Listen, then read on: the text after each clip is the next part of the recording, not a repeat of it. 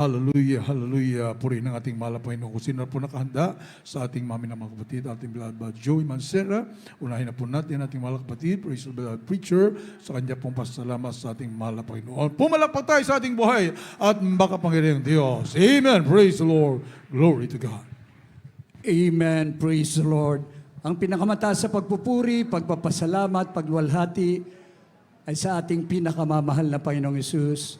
And we give double honor and respect to our dearly beloved and honorable Pastor, Evangelist Wildy Shrad Almeida, the end-time prophet of God. And we will always remember and cherish the precious memories and the blessed teachings of our dearly beloved and honorable Assistant Pastor, Lina C. Almeida. To the beloved children, children-in-law, grandchildren, great-grandchildren, to the whole beloved family, a blessed afternoon po. Hallelujah, praise the Lord. To our beloved co-workers in the vineyard of the Lord, our beloved brethren, especially our beloved visitors, welcome to the royal family of God. Mga minamahal, ako po ay na-saved January 5 of 1995 for 29 years na talagang grabing pagpapala ng ating pinakamamahal na Panginoong Hesus. Pero prior to that, mga minamahal ko, 1983, actually, I have attended the services na po dito sa Girl Scout of the Philippines, maging sa dako ng isa pong hotel sa Manila. Pero mga minamahal ko, hindi pa po yun ang pagtawag sa akin. Mga minamahal ko, hindi pa ako pinili ng ating mahal na Panginoon. Mga minamahal, yung ikaw ay hindi magpatuloy sa gawain na ito, ikaw din ang lugi, mga minamahal ko. Nasaksihan ko po rito sa lugar na ito, talahiban pa po ito noon eh. Ang aking beloved pinsang babae, demon-possessed po yan, pinagaling ng ating pinakamahal na Panginoong Hesus. Ngunit sa kabila ng lahat, mayroon pong resistance ang aking beloved wife-to-be. Ikakasal na po kami noon. Sabi niya, kung magpapatuloy ka dyan, hindi tuloy ang kasal natin. Tigil ang relasyon dahil ayoko ng born again. Naging duwag ako sa katotohanan, mga minamahal ko. Inakap ko ang religion natin, ngunit in reality, I'm not satisfied. 10 years po kami nagsama, puro miserable po. Parehas kami kung may trabaho. Ngunit mga minamahal ko, ang aking beloved wife, ang kanyang case po, isang hemorrhage, 3 beses nakunan, every 2 years po yan, nalalaglag ang bata. 1993, doon na po, tatanggalin po ang kanyang uterus dahil po meron na po siyang myoma. On that time, napapanood ko po ang Jesus Miracle Crusade ng palihim. Amen. Pag madaling araw, pinanonood ko po yan, mga minamahal ko. Pero I'm so much blessed, mga minamahal ko. Pero kailangan pala talaga na harapin mo ang katotohanan, mga minahal ko. And I prayed so hard. I learned from our dearly beloved pastor na ang Diyos ay sambahin sa espiritu at katotohanan upang ikaw ay maging tunay na Kristiyano.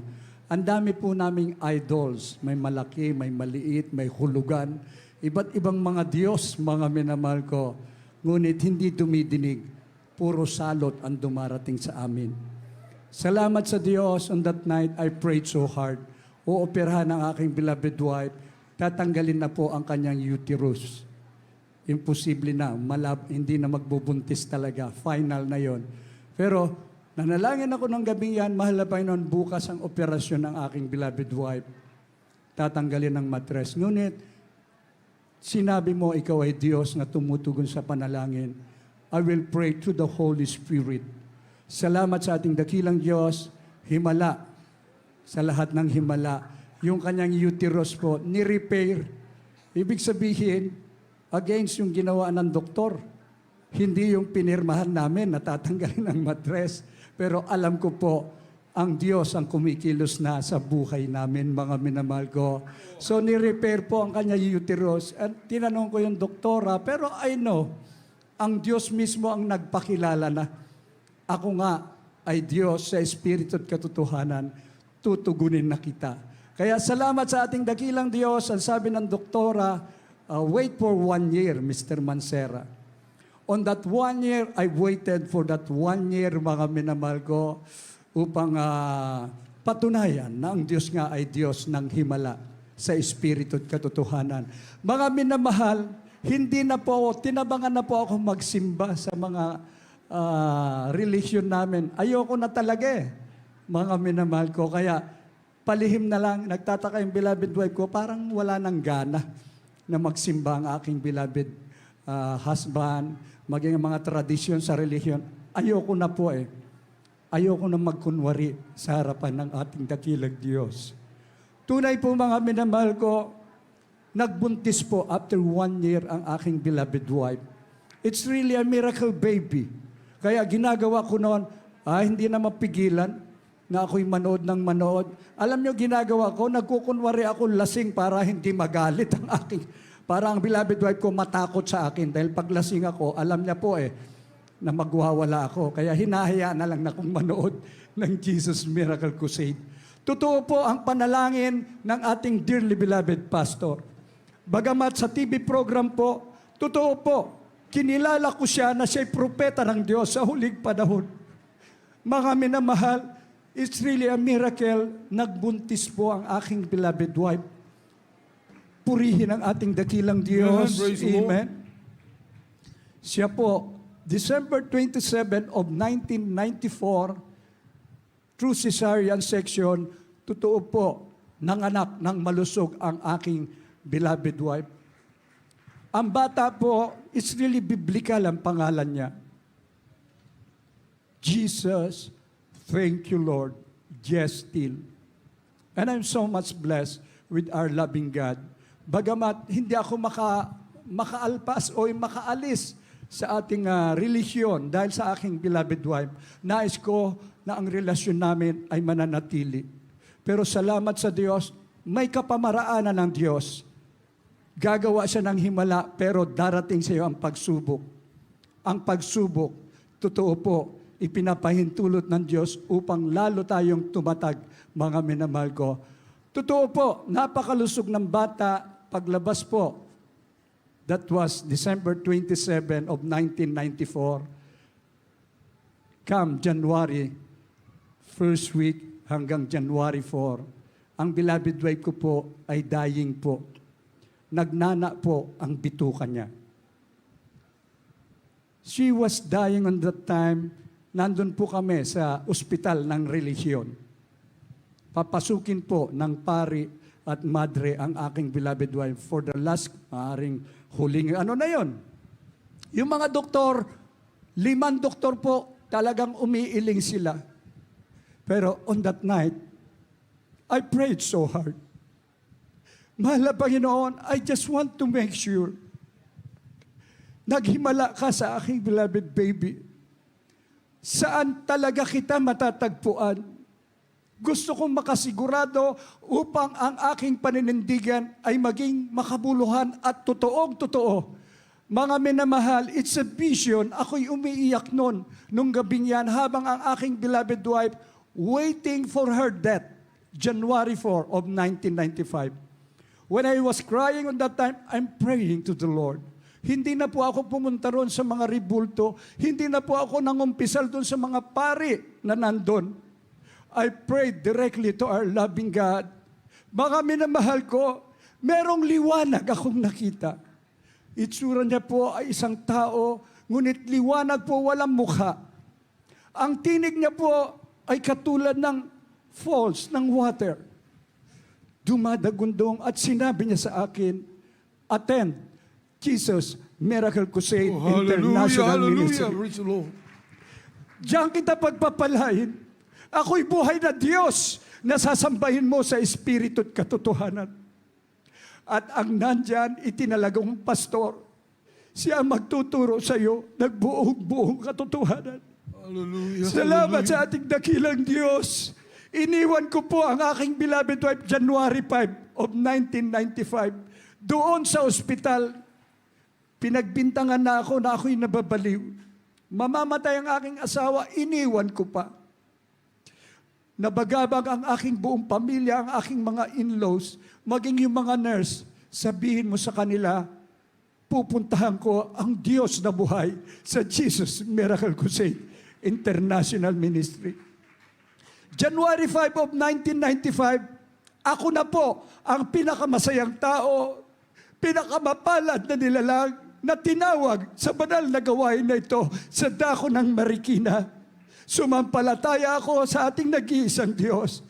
Nagsisi sa aking kasalanan and I was baptized in the name of our dearest Jesus.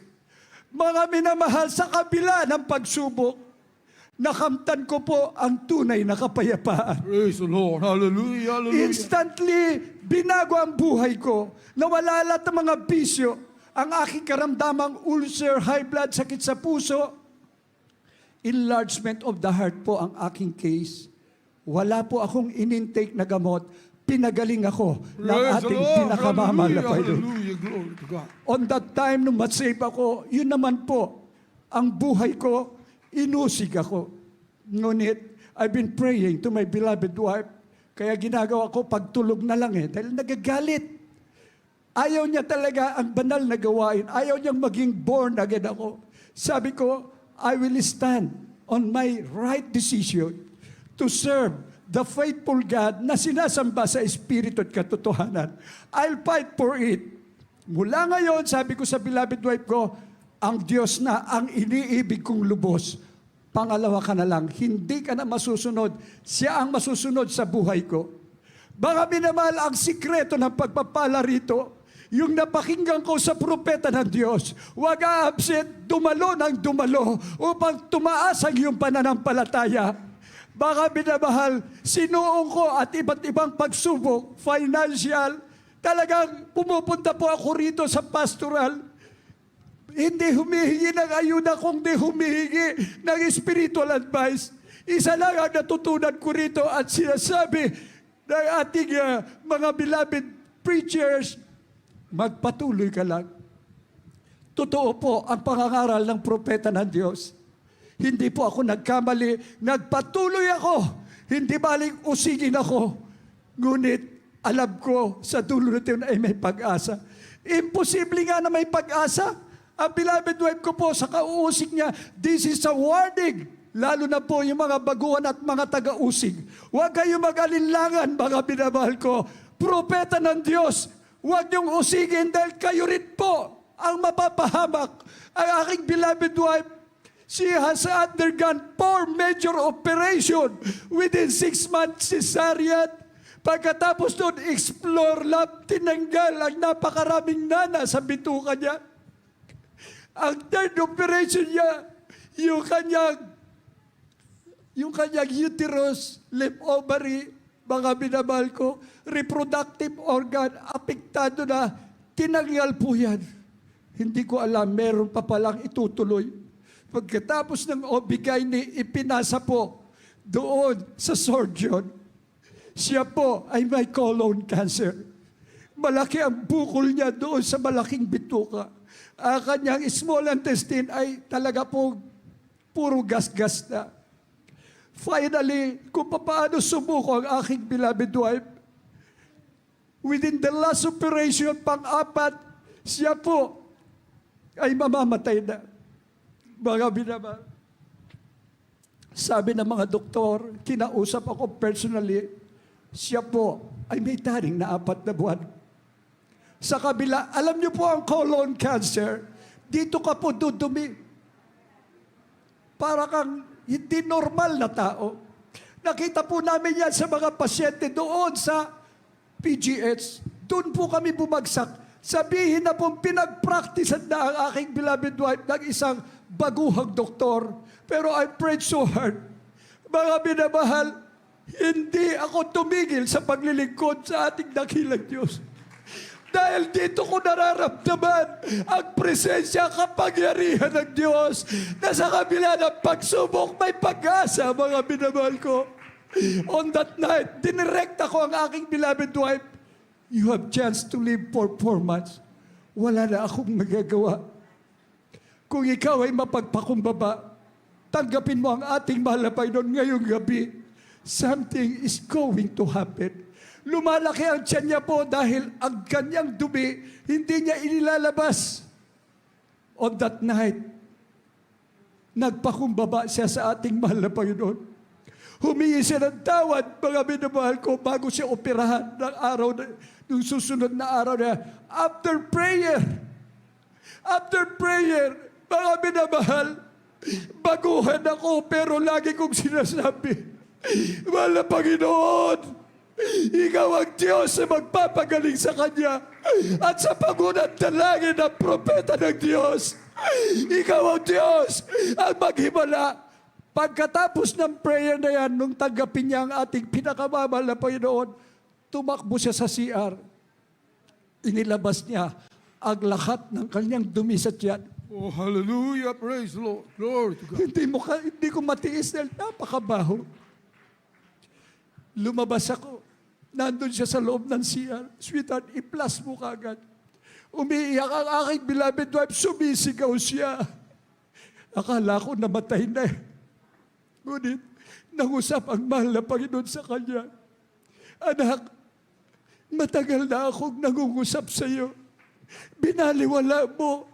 Sabi niya, mahal na Panginoon, mula sa araw na ito, kung mamatay man ako, okay lang po.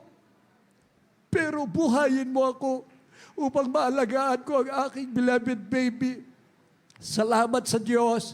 Pagkatapos po noon, yung pala nilinis na ang kanyang bituka. Praise the Lord. Hallelujah. Hallelujah. During the operation, mga minal, pinirmahan po yan namin. Colostomy. Dito ka dudumi. May plastic bag yan, mga binamahal ko. Maaring forever yon at ikikemotherapy siya. Himala, sa lahat ng himala, ang Diyos kaya niyang gawin ang lahat. Maging ang doktor, baliktad eh. Yung doktor against patient's advice. Mali mga minamahal ko, pero ang Diyos ang gumawa. Ang large intestine ng beloved wife ko, pinutol dinugtong. Ang small intestine, pinutol dinugtong. How come na idinugtong ka agad? Kaya yung mga pasyente ron, abay nagpuprotesta. Bakit siya hindi colostomy? Bakit siya normal? Ang sabi ko, buhay kasi ang Diyos na aming pinaglilingkuran. Within 1 week, mga minamahal, recovery. Ang sabi ko sa aking beloved wife, sweetheart, grabe ang pag-ibig ng Diyos. Sweetheart, tumalo ka na. Oh, anong araw ngayon? Pagsamba ngayon, maaga ka. Hallelujah. Ako na mismo ang pinupursige ng aking beloved wife. Hayaan mo lang ako, basta't huwag kang absent. Lahat magsabing praise Praise the the Lord. Lord. Hallelujah. Hallelujah. 1 week recovery kagad ang aking beloved wife. Yung mga ginagamit na injection sa kanya, inayawan na niya. Pinagtatanggal niya lahat yung ano. Paano nangyari? Sa isang papel na kanyang isinulat. Sa yellow pad paper, dinala ko sa Marikina Sports Complex during gawain. Ipinaabot ko sa ating minamahal at kagalang-galang na pastor. Humihingi siya ng tawad sa ating pinakamamahal na Panginoon. Ang sabi niya, ako'y humihingi ng public apology kung bakit ko inusig ang banal na gawain na ito. Mahal na pastor, humihingi ako ng tawad sa iyo. Wala ka naman nagawang masama sa akin. Bakit ako naging ganun? Patawarin mo ako at ipag-pray mo ako na mabuhay pa sa mundong ito. Nangyari po ang lahat ng panalangin na yan. Praise the Lord. Yung 4 months na taning sa aking beloved wife, nagtaka yung mga ospital na pinagmulan niya. Kakaiba. Yung mga doktor, mga espesyalista, yun ang pumupunta sa bahay, nag-i-interview. Ano ba nangyari? Hallelujah. Sabi niya, ang Diyos ko ay buhay. Salamat, umiiyak siya doon sa mga medical expert, umiiyak siya. Binaliwala ko ang Diyos. Inusig ko ang Diyos. Dito sa gawain na ito, inusig ko ang propeta ng Diyos. Ngunit, dito rin pala ako babagsak. Nagpapasalamat ako sa paninindigan ng aking beloved husband na totoo, buhay ang Diyos, hindi kami iniwanan. Glory to God. Doon po nag-umpisa. 4 months ang taning eh. After 4 months, nagkaroon na ng trabaho. Working wife ang beloved wife ko for almost 28 years and 4 months. Yumaman kami sa pananampalataya. former president namatay sa colon cancer.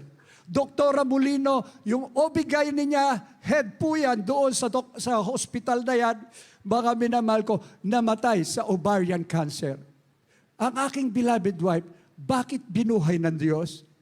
Yumaman kami sa pananampalataya. Oh, hallelujah. Kahit Praise the walang-wala Lord. ka na. Glory Kung to God. iisipin ko ang buhay namin noon, mga nangungupahan lang kami, baon sa utang, hindi ko alam kung saan kayo kukuha ng ayuda, mga minamahal ko.